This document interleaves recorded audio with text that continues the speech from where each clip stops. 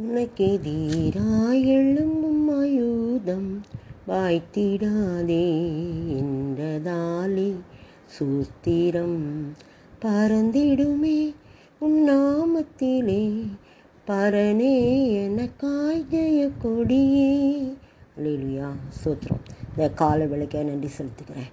அதனால கூட கர்த்தர் நம்மோடு பேசுகிற வேத வசனம் ஏசாயா 54:17.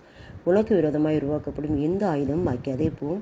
உனக்கு விரோதமாய் நியாயத்தில் எழும்பும் எந்த நாவையும் நீ குற்றப்படுத்துவாய். இது கர்த்தருடைய ஊழியக்காரின் சுதந்திரமும் என்னால் உண்டான அவளுடைய நீதியுமாய் இருக்கிறது என்று கர்த்தர் சொல்லுகிறார். இந்த வார்த்தை ஒரு வாக்குத்தத்த வார்த்தை. நிறைய பேருக்கு இது வாக்குத்தத்தமாக இந்த புது வருஷங்களில் நம்ம மீட்டிங்களில் கிடைக்கும். ஆனால் எனக்கு இது எப்போ ஆண்டவர் வாக்குத்தத்தமாக தந்தான்னு என்ன கல்யாணம் முடிஞ்ச புதுசுலேயே எனக்கு வாக்குத்தத்தமாக தந்துட்டார். கிட்டத்தட்ட 50 வருஷத்துக்கு முன்னால், 49 வருஷத்துக்கு முன்னால் இந்த வார்த்தையை ஆண்டவர் எனக்கு தந்துட்டார். அப்போது என்னுடைய வாழ்க்கையில் பாருங்கள் நிறைய பிரச்சனைகள் வந்துச்சு. அப்போல்லாம் நான் இந்த வார்த்தையை விசுவாச அறிக்கை பண்ணிக்கிட்டே இருப்பேன். ஆண்டவர் எனக்கு எதிராக வரக்கூடிய எல்லாத்தையும் முறியடித்தார் என்று சொல்லி நான் இந்த நாளில் அறிக்கை இடுகிறேன். ஏன்னா அவ்வளவு பிரச்சனைகள் வந்துச்சு. கணவர் ஆண்டவரை முதல்ல தேடலை, ஊழியத்துக்கு வரல.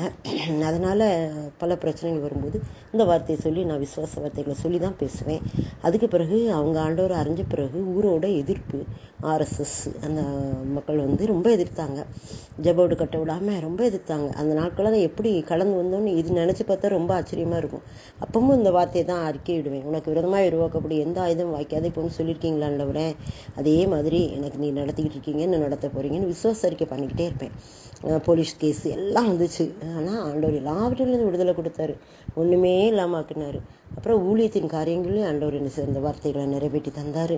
வாழ்க்கையில் இந்த வார்த்தையை நிறைவேற்றி தந்தார். சூழ்நிலைகள்லையும் இந்த வார்த்தையை நிறைவேற்றி தந்தார். எதிரிகளாக வரவங்க முன்னாலே இந்த வார்த்தையை நிறைவேற்றி தந்தார். நம்ம குடும்பத்தினரே எதிரியாக மாறும்போதும் இந்த வார்த்தைகளை ஆண்டவர் தந்தார். இவ்வளோ அருமையாக அந்த வார்த்தையை தந்தவர் அதை பாதுகாத்து நிறைவேற்றினார். வாக்கு தந்தவர் மாறிடார். வாக்கு தத்தம் நிறைவேற்றி அந்த வார்த்தையின்படி இதுவரைக்கும் ஆண்டவர் இந்த வார்த்தையை நிறைவேற்றிக்கிட்டு இருக்காரு. இன்னமும் நிறைவேற்றுவார் நான் விசுவாசிக்கிறேன். ஏன்னா இது கர்த்தருடைய ஊழியக்காரரின் சுதந்திரம், என்னால் உண்டான அவர்களுடைய நீதி அப்படின்னு. அப்போ கர்த்தருடைய ஊழியக்காரன் சுதந்திரத்தை நமக்கு கர்த்தர் நிச்சயமாக செய்வார், தருவார். ஏன்னா நம்மளாம் அவருடைய ஊழியக்காரர், அவருடைய பிள்ளைகள். ஆனால் நமக்கு இந்த வார்த்தையை உறுதிப்படுத்துவார். உனக்கு விரோதமாய் உருவாக்கப்படும் எந்த ஆயுதமும் வாய்க்காதே போகும். உனக்கு விரோதமாய் நியாயத்தில் எழும்பும் எந்த நாவையும் நீ குற்றப்படுத்துவாய். ஸ்கூல் லைஃப்லேயும் நிறைய பிரச்சனைகள் வந்துச்சு. எதிரிகள் இருந்தாங்க. எதிர்ப்பாக வரதெல்லாம் ஆண்டவர் இந்த வார்த்தையை கொண்டே முறியடித்தார், ஜெயிக்க கிருபை செய்தார். அவருடைய வார்த்தை என்னுடைய வாழ்க்கையில் நிறைவேறினதுக்காக நான் ரொம்ப நன்றி சொல்கிறேன்.